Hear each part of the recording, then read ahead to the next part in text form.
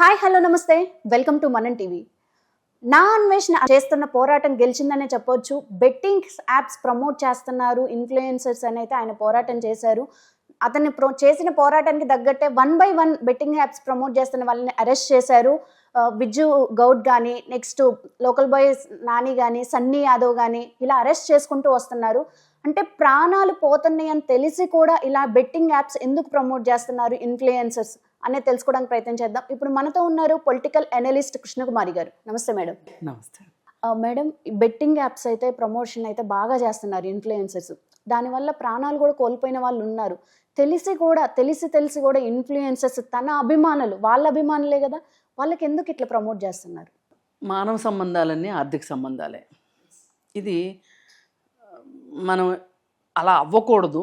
మానవ సంబంధాలన్నీ మానవ సంబంధాలు కానే ఉండాలి అని అనుకునే లోపు మళ్ళీ ఇంకొక ఆర్థిక సంబంధం బయటపడతా ఉంటుంది ఏదో ఒక విషయంలో. అందుకని చెప్పి వాళ్ళు నా అభిమానులు ఇలా అయిపోవడం ఏంటి అని చెప్పి వాళ్ళు ఎందుకు అనుకుంటారు చెప్పండి? వాళ్ళకి హాయిగా డబ్బులు వస్తున్నాయి బెట్టింగ్ యాప్స్ ప్రమోట్ చేస్తే. వాళ్ళు అటువైపు డబ్బులు తీసుకుంటారు, పైగా ఇటువైపు వాళ్ళకి సబ్స్క్రిప్షన్స్ పెరుగుతూ ఉంటాయి. సబ్స్క్రిప్షన్ పెరిగిన కొద్దీ వీళ్ళు వీడియోలు చేస్తే ఆ వీడియోలకి డబ్బులు వస్తూ ఉంటాయి. ఏది ఏమైనా ఏ వ్యాపారమైనా చేయొచ్చు, కానీ ఆ వ్యాపారం ఎలా ఉండాలి అంటే వేరొకరికి నష్టం జరగకుండా ఉండాలి. ఎస్, ఇప్పుడు మనకి సామెత ఉంది, ఒకడి ఏడుపు మనకు తగలకూడదు, ఒకడిని ఏడిపిస్తే వచ్చిన డబ్బులు మన డబ్బులు నిలబడవు, ఇట్లా ఏవో రకరకాలు మాట్లాడతారు. కానీ నేనేమంటానంటే, నేను అంత ఆ నమ్మకాల జోలికి వెళ్ళను. కానీ ఏదైనా మనం ఒక చట్ట వ్యతిరేకమైన, ఒక అనైతికమైన, ఒక వేరొకళ్ళకి నష్టం కలిగించేది, అది ఏ రకంగా అయినా, చట్టం, న్యాయం, ధర్మం ఇవన్నీ ఉంటాయి కదా, వాటికి లోబడకుండా చేసే ఏ పనైనా సరే ఏదో ఒక రోజు నీ మెడకే వచ్చి చుట్టుకుంటుంది. ఖచ్చితంగా చుట్టుకుంటుంది నీ మెడకే. ఎస్, ఇది ఒక్కొక్కరు వాళ్ళకి అర్థమైన రీతిలో మాట్లాడతారు. ఇందాక నేను అన్నట్లు పాపపు డబ్బులు అవి, రక్తపు కూడది, ఇట్లా మాట్లాడుతూ ఉంటారు. ఇప్పుడు ఈ పర్టికులర్ విషయంకి వచ్చేసరికి వీళ్ళు ఇన్ఫ్లుయెన్సర్లు అవతారం ఎత్తి, వీళ్ళు ఇన్ఫ్లుయెన్సర్లు అవటానికంటే ముందు, అంటే వీళ్ళకి బాగా పాపులారిటీ రావటానికంటే ముందు ఏ చెత్త కంటెంట్ అంటే ఆ చెత్త కంటెంట్ పెట్టి వీళ్ళు ఒక పాపులారిటీ సంపాదించుకున్నారు.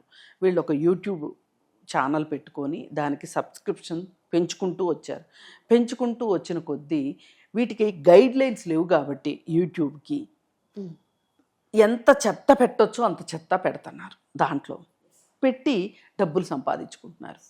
ఇప్పుడు ఎవరైనా యాడ్ ఇవ్వాలి అని అనుకున్నారనుకోండి, ఇప్పుడు అమితాబ్ బచ్చన్కి ఎందుకు ఎక్కువ డబ్బులు ఇస్తారు? యాడ్స్కి, ఎండార్స్మెంట్లకి, వాటికి. ఒక ఈయనున్నాడు క్రికెట్ ఆడే అతను, కోహ్లీకి ఎందుకు ఇస్తారు? అలాగే ఇట్లా ఉంటాయి కదా. ఎందుకు ఇస్తారు అంటే వాళ్ళకి జనాల్లో పాపులారిటీ ఉంది కాబట్టి, ఆ పాపులారిటీని వాళ్ళు సొమ్ము చేసుకోవాలనుకుంటారు కాబట్టి, తద్వారా మార్కెటింగ్ చేసుకోవాలనుకుంటారు కాబట్టి, వాళ్ళ వ్యాపారాన్ని విస్తరించుకోవాలనుకుంటారు కాబట్టి ఒక పాపులారిటీ ఉన్న వాళ్ళకి అడ్వర్టైజ్మెంట్ ఇస్తారు. ఎస్, సన్నీ యాదవ్ని చూసుకుంటే మేడం, ఏకంగా 30 కోట్లు ఒక బెట్టింగ్ యాప్స్ ప్రమోషన్ చేసి సంపాదించారు. ఒక మనిషికి అసలు ఎంతకాలం పట్టింది మేడం ఆ 30 కోట్లు సంపాదించాలంటే? ఈజీగా 30 కోట్లు సంపాదించాడు అతను. అంటే ఒక్క మాటల పెట్టుబడితోటి సంపాదించాడు. అంటే మీరు ఈ సన్నీ యాదవ్ ఒక్కడనే అనుకోవటానికి లేదండి. హర్ష సాయి దగ్గర నుంచి, తమన్నా దగ్గర నుంచి, లోకల్ బాయ్ నాని వరకు, ఈ మధ్యలో ఈ సన్నీ యాదవ్ కావచ్చు, ఇంకొకటి కావచ్చు, ఇంకొక వెధవ కావచ్చు, వీళ్ళని వెధవలనే అనాలి. ఎందుకంటే వేరే వాళ్ళ ప్రాణాలు పోతున్నాయి ఇక్కడ. క్రికెట్ బెట్టింగ్ యాప్లా, రమ్మీ గేమ్లా, ఆన్లైన్ రమ్మీ గేమ్లా, ఇవేవి చట్టబద్ధమైనవి కాదు. చట్టబద్ధం కాని వాటికి మీరు అడ్వర్టైజ్మెంట్ ఎందుకు ఇస్తున్నారు? మీరైనా చదువుకోని వాళ్ళ? మీరు ఏదైనా ఒక పని చేసే ముందు మీకు ఒక అనుమానం వస్తే గనక ఇది నేను చెయ్యవచ్చా చేయకూడదా అని అడగాలి కదా. పైగా చట్టంలో ఆ చట్టం గురించి నాకు తెలియదు అంటే లేదు. ఇగ్నోరెన్స్ ఆఫ్ లాకి ఆస్కారం లేదు. నీకు తెలిసినా తెలియకపోయినా, చట్టం తెలిసినా తెలియకపోయినా తప్పు తప్పే, శిక్ష పడాల్సిందే. ఎప్పటి వరకు? చట్టం దృష్టికి వెళ్ళేంత వరకు. ఇప్పుడు చాలా నేరాలు జరుగుతూ ఉంటాయి మన సమాజంలో. అన్నీ చట్టం దృష్టికి వెళ్ళకపోవచ్చు. చట్టం దృష్టికి వెళ్ళనంత మాత్రాన మన మనసుకి మనకు తెలియదా మనం ఏం చేస్తున్నాము? నేను అందుకే అన్నాను ఇందాక, చట్టం, న్యాయం, ధర్మం ఈ మూడింటికి ఫిట్గా ఇది ఏది ఉండదు ఈ ప్రపంచంలో. ఎక్కడో ఒక చోట చట్టానికన్నా లోబడి ఉంటుంది, ధర్మానికి, న్యాయానికి లోబడి ఉంటాయి ఖచ్చితంగా. ఈ మూడు పాటించాలి. ధర్మము, న్యాయము దాకా వెళ్ళలేరేమో కానీ చట్టం మట్టుకు ఇమ్మీడియట్గా ఇంప్లిమెంట్ అవుతుంది కదా ఖచ్చితంగా. న్యాయం అంటే ఏంటి? నాకైనా అదే నొప్పి ఉంటుంది, మీకైనా అదే నొప్పి ఉంటుంది. ఎస్. ధర్మమైనా అంతే, న్యాయం ధర్మం రెండు అంతే. ఇప్పుడు మీ రూపాయికి 100 పైసలే, నా రూపాయికి 100 పైసలే. ఇందులో నెగోషియేషన్ లేదు. మరి అలాంటప్పుడు అలా ఆ మనుషులు ఆ విధంగా చచ్చిపోతుంటే. Right madam. ఇప్పుడు చచ్చిపోవడం కూడా, ఇప్పుడు బెట్టింగ్ యాప్స్ ప్రమోట్ చూసేది కూడా ఎక్కువ యంగ్స్టర్సే ఉంటారు. 40+ వాళ్ళకి రెస్పాన్సిబిలిటీస్ తెలుసు, వాళ్ళకి తెలుసు ఎక్కడ ఇన్వెస్ట్ చేయాలి అనేది. అన్యాయంగా యంగ్స్టర్స్ ఇక్కడ సఫర్ అవుతున్నారు. యంగ్స్టర్స్, స్టూడెంట్స్ ఈ బెట్టింగ్ యాప్స్లో పెట్టి డబ్బులు. ఈ మధ్య 2-3 స్టూడెంట్స్ చనిపోయారు, ఇంజనీరింగ్ స్టూడెంట్స్. అప్పులు చేసి ఫీజులు కట్టలేక. అంటే ఫీజులు అంటే తండ్రి పంపిస్తాడు ఫీజు కట్టడానికి, ఆ డబ్బులు వీడు దీనిలో ఖర్చు పెట్టేస్తాడు. ఖర్చు పెట్టేసేసినప్పుడు ఫీజు కట్టడానికి డబ్బులు లేకపోతే ఎగ్జామ్ రాయనివ్వరు కదా. ఊరెళ్ళి తండ్రికి చెప్పుకోవటానికి ఇబ్బంది పడి, కష్టపడి ప్రాణాలు తీసుకున్నారు. ఇట్లా చిన్న చిన్న ఎంప్లాయీస్, వాళ్ళకేవో కష్టాలు వస్తాయి.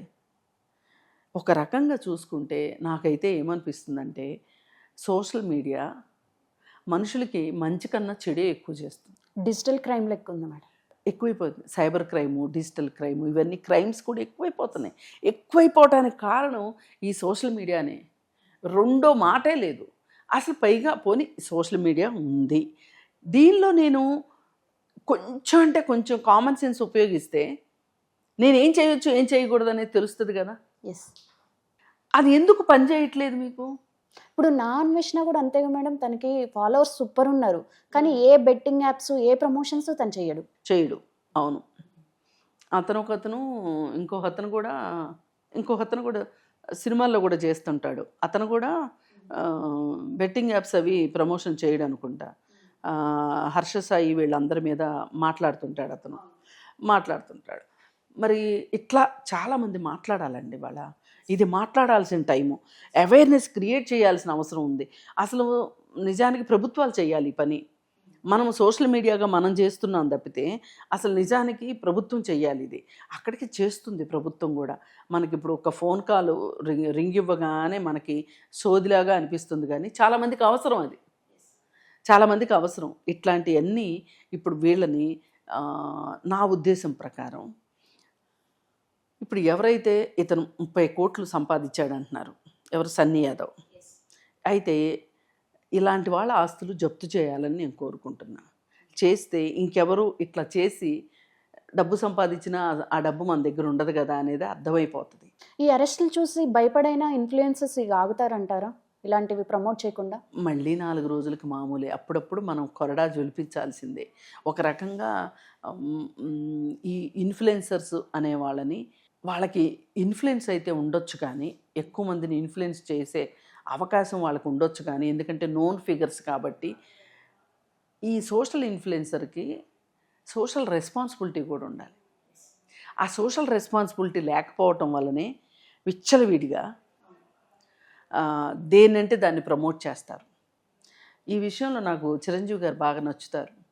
ఒకసారి ఆయన కూల్ డ్రింక్ అడ్వర్టైజ్మెంట్ ఇస్తే సిపిఐ నారాయణ గారు, వద్దండి అది హెల్త్కి మంచిది కాదంటున్నారు కదా, ఒక్కొక్క అంటే ఆయన సరే అండి నా టైం అయిపోయే వరకు నేను ఇవ్వాల్సిందే తప్పదు, అడ్వర్టైజ్మెంట్ వస్తుంది, నెక్స్ట్ నేను పొడిగించుకోను అని చెప్పి ఆయన ఆపేశారు.